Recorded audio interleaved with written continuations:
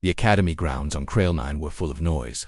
Creatures from different planets walked, trained, and shouted across the wide-open courtyard. Some were 10 feet tall with glowing horns, others had wings or metal skin. But among them, one small, the figure stood out not because of strength, but because of how weak she looked. Her name was Ziva. She was only 4 feet tall. Her skin was pale violet, and her eyes were large, soft, and always quiet. She walked slowly with her small bag held close to her chest. Her head stayed down. She didn't speak much, she didn't fight, and because of that, everyone laughed at her. She looks like a lost kid. One lizard-like cadet whispered. She doesn't even belong here, said another alien with sharp claws. I bet she cries if you touch her, someone joked. The laughter followed her like a shadow. Even the instructors ignored her. Ziva never complained. She just kept walking. Inside her heart hurt, but she had learned long ago that no one cared about her tears, but someone was watching from the other side of the courtyard. A human cadet stood still. His name was Jack Ryler, a new arrival from Earth. He was tall, with short black hair and sharp green eyes. He had seen many things since arriving at the academy, but nothing had shocked him more than the way everyone treated that little alien girl. Who is she? He asked another human cadet. Ziva, the cadet replied with a laugh. Forget about her. She's just a joke. She's been here for a year and no one knows why. Jack didn't forget. He kept watching. There was something strange about her, not weakness but silence. Something deep in her eyes. Something no one else wanted to see. Later that day, Jack saw her sitting alone behind the academy, near the stone wall where no one went. She was drawing something in the dirt with her finger. When he came closer, he saw stars she was drawing. Stars. You like space? Jack asked. Ziva jumped, her eyes wide. She looked around, confused. No one ever talked to her. Jack smiled. I said, ... You like stars? She stared at him, unsure. Her voice was soft. They don't laugh at me ... Up there. Jack sat beside her without asking. I don't want to laugh. I just want to know your name. Ziva. Nice to meet you, Ziva. I'm Jack. She didn't smile, but her eyes softened just a little. Behind them, some cadets watched and laughed. Looks like the humans lost his mind. Someone whispered. Jack ignored them. He kept looking at the star pattern in the dirt. You drew Earth, he said with surprise. Ziva nodded. My mother told me stories. About your world. About humans. Jack blinked. Your mother. She said humans see with more than eyes. She said they see with heart. That sentence struck Jack like a cold wind. He looked at Ziva closely. Her face was calm, but her eyes held pain, the kind you don't forget.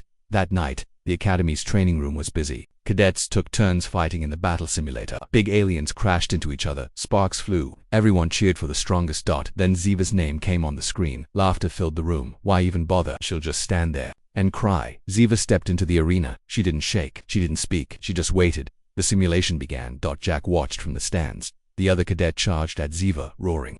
She didn't run. At the last moment she stepped aside. The attacker crashed into the wall. Everyone went silent. Ziva turned calm and focused. She moved faster than they thought possible. The simulation ended. Ziva won. The room stayed quiet for a few seconds. Then someone shouted. It was luck. Others laughed again. She cheated. Ziva walked away, her head still low, even after victory.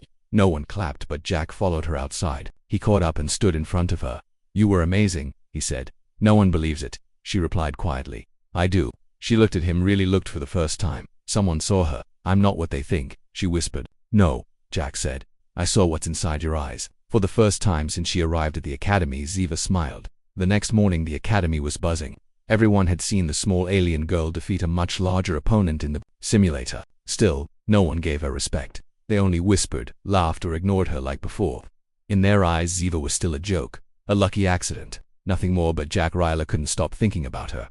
He found Ziva sitting in the same quiet spot behind the academy, where she drew stars in the dirt. This time she wasn't drawing. She was staring at the sky, silent, her arms wrapped around her knees. Hey, Jack said gently. Ziva turned slowly. Her expression was calm, but her eyes were tired. You came back. Of course, Jack said, sitting beside her. Why wouldn't I? No one ever comes back. Jack didn't speak right away. He just looked at her. She wasn't like anyone else here. There was a peace about her, something gentle, but something broken too. Why do they hate you so much? Jack asked quietly. Ziva didn't answer for a long time. Then she whispered, because I'm different. I don't fight like them. I don't talk like them. I don't belong to any powerful species. My people, they're gone. Jack turned to her in surprise. Gone, Ziva nodded. My home planet was destroyed in a war. Only a few of us survived, and now only I remain. The words hit Jack hard. He didn't know what to say. He had met aliens from powerful warrior races, machines, shapeshifters, and energy beings. But none of them had told a story like this. Ziva wasn't just small and quiet. She was alone, completely alone in the galaxy. That's why you came here? Jack asked. My mother brought me to this system before she died. She said, maybe someone would protect me here. She was wrong. Jack looked down, clenching his fists. No one deserves to be treated like this. Not you. Ziva smiled sadly. But I don't want to fight. I want to learn, to heal. That's not what this place is for. Jack stood up and held out his hand. Then let's train. Together Ziva looked at his hand, confused. Why? Because you're not alone anymore. For the first time, she reached out and took his hand.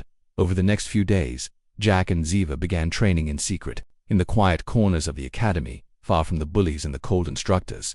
They practiced hand-to-hand combat, teamwork drills, and basic telemetric controls. Ziva was fast, unbelievably fast. Her small size allowed her to move through tight spaces and dodge attacks before others even saw them coming. Her memory was perfect. She remembered every instruction, every movement, but there was more, something Jack couldn't explain. Sometimes during training, she would stop and stare into Jack's eyes, and in those moments he felt calm, like his fear and anger disappeared. What are you doing? He asked one time. Ziva pulled back. Nervous. I didn't mean to. I feel emotions. Sometimes and sometimes I reflect them. I'm sorry. Jack blinked. You're an empath. Ziva nodded. It's why they hate me. My species. We don't fight with fists. We fight with hearts. Jack was speechless. One day, during a group training session, a squad of larger alien cadets pulled Jack aside. You don't belong with her, one said. Humans are better than that trash. She's poison, another growled. If you don't stay away, we'll make you regret it. Jack didn't say a word. He just stared back, his jaw tight. That night, he told Ziva everything. Should leave me, she said quietly. I won't. Jack replied firmly. You'll get hurt then. I'll heal, but I'm not walking away. Later that night, in a hidden corner of the academy, the same group of cadets gathered. They planned something cruel. A fake training mission, a trap, one that would embarrass Ziva in front of everyone. She thinks she can win, one alien sneered. Let's show her how wrong she is. They sent the fake assignment into the training system. Ziva was selected by surprise. She didn't know it was a setup, and neither did Jack until it was too late. When he saw her name flash on the screen, and the others grinning in the shadows, he knew something was wrong. He ran to the control room, hacked into the system, and changed the scenario. What was supposed to be an easy trap turned into a dangerous survival test for the bullies. Inside the simulation, the cadets panicked. The environment was unstable. Traps activated. The terrain shifted. One nearly fell into a deep pit. Suddenly Ziva appeared calm, focused, and unafraid. She didn't laugh. She didn't blame them. She helped them escape. She saved the ones who had tried to hurt her. When the simulation ended, silence filled the academy. The same crowd that once laughed at her now stared in shock, but the academy leaders were not pleased. They accused her of breaking protocol, of endangering others. Jack stood up in front of them all. She saved their lives. The instructors ignored him. Ziva was sent back to her room alone again. But this time, something had changed. This time, one human was ready to fight for her. The academy halls were quieter after the incident in the simulator. Word spread fast. Ziva, the tiny alien girl, had saved the lives of cadets who hated her. Some whispered about it with guilt, others with anger. No one spoke to her. No one said thank you, but Jack Ryler did not stay silent. He argued with the instructors. He told them the truth, that she had stopped a trap meant for her, not created one. But the academy leaders didn't listen. Emotional interference is not a recognized skill. One commander said, she's unstable, she's a risk. Jack's fists tightened. She's more stable than all of you. Later that night, Ziva sat quietly in her room. The walls were plain and gray, her bed small and hard. A small light hummed above her. She looked at the ceiling, lost in thought. She wasn't crying.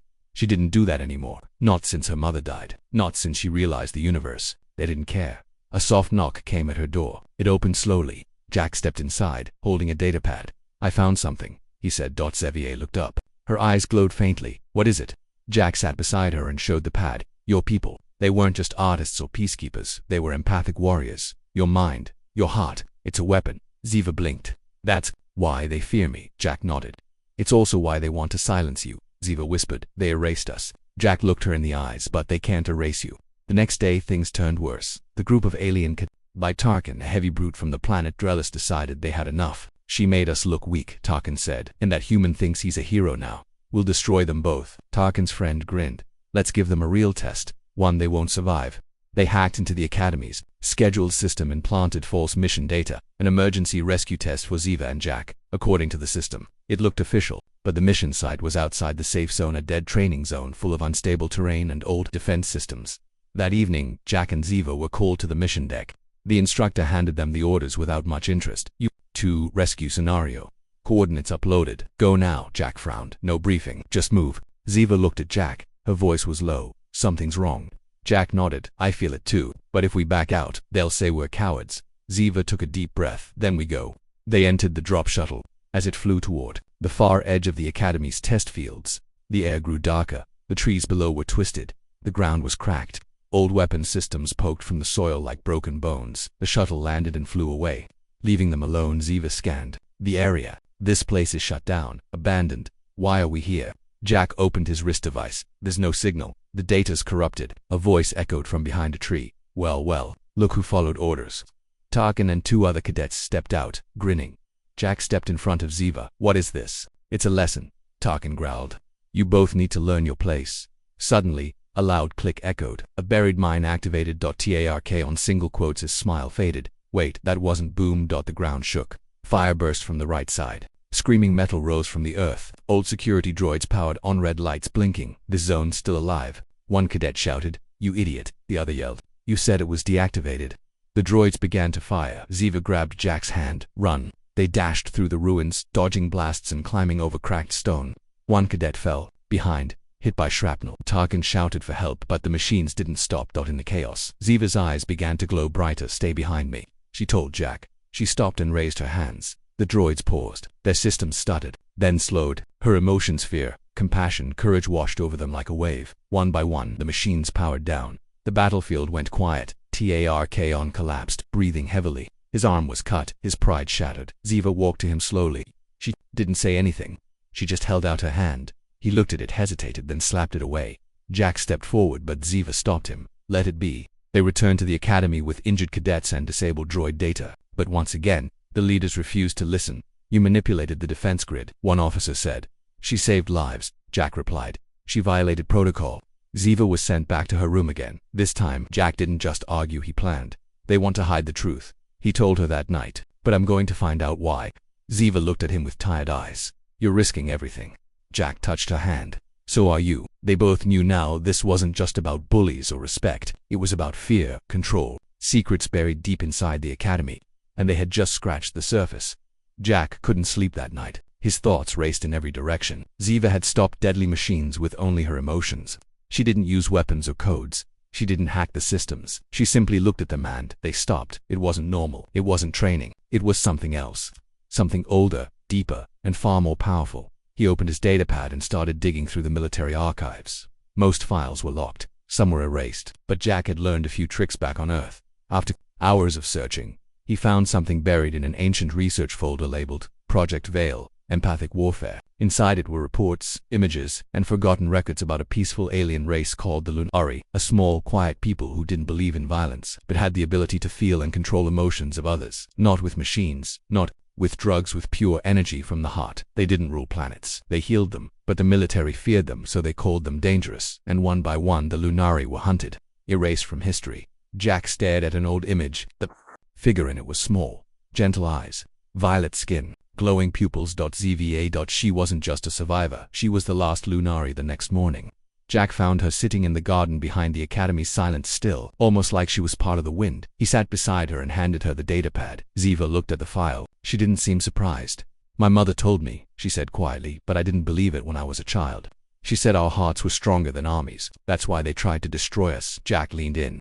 They feared you, because they couldn't control you. Ziva closed the datapad. Now I hide who I am. I speak less. I move slowly. I make myself small. You don't have to anymore, Jack said. You're not alone. Ziva looked at him. If I use what's inside me, I could lose control. Jack reached out. Not if I'm there to hold you. But danger was coming. That same day, alarms rang across the Academy. An emergency signal came in from orbit. An unknown alien warship had entered the system. It wasn't responding to messages. It wasn't slowing down. It was heading straight toward the Academy. Instructors shouted. Cadets scrambled into defense teams. The sky turned red with warning lights, but nothing worked. The Academy's main defense grid, a powerful shield powered by old Lunari tech, failed to activate. System offline. The control AI repeated. The leaders panicked. Get it? Running now. But the truth was simple. Only a Lunari could connect to the emotion core and power the shield. And there was only one left. Ziva stood at the edge of the courtyard, watching the panic around her. Her hands shook. Jack found her. You know what you have to do. If I go in there, she whispered, I might not come out. I'll go with you. She looked into his eyes. I'm scared. So am I, Jack said softly, but I'd rather die beside you than live without you. Her eyes shimmered. Then let's finish this together. They entered the heart of the academy, the ancient chamber where the lunary crystal pulsed with a quiet blue light. Dust floated in the air. Symbols covered the walls. Most had been forgotten. All were glowing now. Ziva stepped toward the core. Her body began to glow softly. Her hair floated like she was underwater. The crystal responded to her presence. It lit up brighter, stronger, alive. Her voice echoed, though her lips barely moved. I feel them. The fear, the anger, the hate, all around us. Jack placed his hand on her back. Then show them. Hope. She reached toward the crystal. The chamber shook out, her mind open like a sky cracking apart. Every heart on the planet brushed against her senses. Emotions poured through her, thousands at once. It was too much. She screamed. Jack grabbed her hand. Ziva, stay with me. Her voice trembled. I can't. Hold it. But Jack didn't let go. Don't fight alone. Use my heart too. Their hands locked. His calm and love flowed into her like a bridge. The storm inside her settled. Then, in one final breath, Ziva placed both hands on the crystal. A wave of energy burst from the tower. The sky lit up with a golden shield. The academy was protected. The warship above paused, then turned away, defeated without a single weapon. But inside the chamber, Ziva collapsed. Her glow faded. Her breathing slowed. Jack held her in his arms. Stay with me. Don't close your eyes. She looked up at him, weak but smiling. They felt it, didn't they? They did. I'm not afraid anymore. Then her eyes closed. The screen above the crystal blinked a single word. Smoke still rose in the sky as the alien warship turned and disappeared into deep space. The academy's golden shield shimmered across the sky, glowing like the sun. Every cadet, every instructor, and every officer stood frozen, eyes wide, breath held. No one knew what just happened.